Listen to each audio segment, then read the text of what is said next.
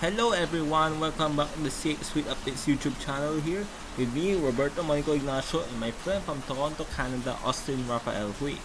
And today we will be talking about a CATHAY Pacific Boeing 777-300ER that flew to Hong Kong, Xiamen for maintenance. So this air aimed to most likely get her larger titles and also to get reconfigured into a 777J.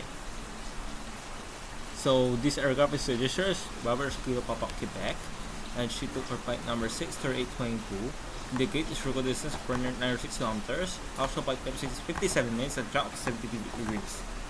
This aircraft is special because she's the third 777 and the ER to wear the new livery back in 2016. So this aircraft took off at HK at 4:54 AM local time and landed at Xiamen Gaoke Airport on runway 907 at 5:51 AM local time there. The total flight time 57 minutes, and hopefully she doesn't stay long there. So for the details of Kilo Papa Quebec, kindly check the previous video about this bird. So that's a wrap for the video.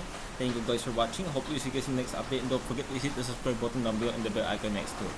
All by me, Roberto, my friend from Toronto, Austin Hui.